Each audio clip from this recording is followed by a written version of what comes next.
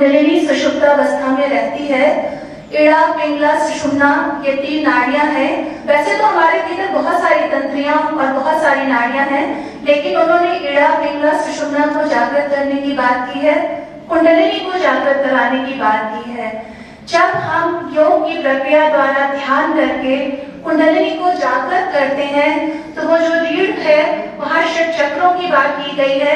ऐसी कल्पना की गई है कि वो ब्रह्मरंध्र यहाँ पर है। ध्यान केंद्रित हम मध्य भाग से करते हैं। षट चक्रों को तोड़ती हुई कुंडलिनी जो अधोमुखी थी वो ऊर्ध्वमुखी होकर के ऊपर की तरफ जाती है और उस ब्रह्मरंध्र का पान करती है। तब ब्रह्मानंद की प्राप्ति होती है।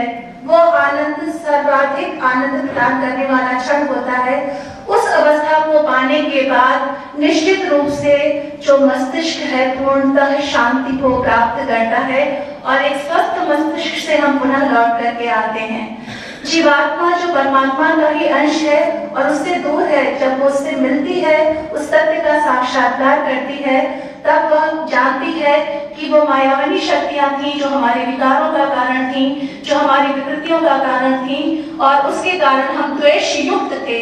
आज परमात्मा से मिल करके हम द्वेष मुक्त हो गए हैं और जब हम द्वेष मुक्त हो जाते हैं तब निश्चित रूप से स्वस्थ मन से अपने कार्य को करते हैं। इसी परंपरा में संगीत के महत्व को जब बार बार बताया गया तो ये अध्यात्म की धरती है, यहीं पर सूफियों ने जन्म लिया।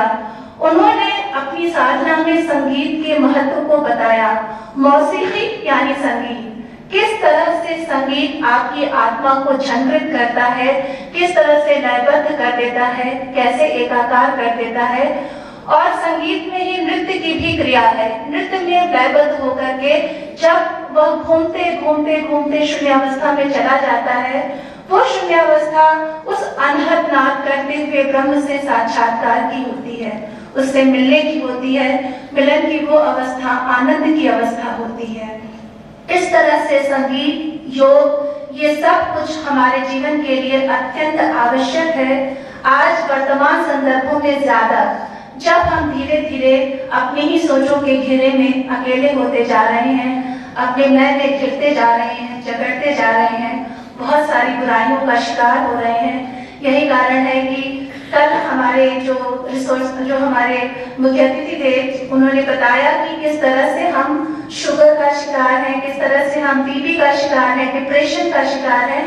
इन सब की वजह वही हमारा स्वार्थी व्यक्तित्व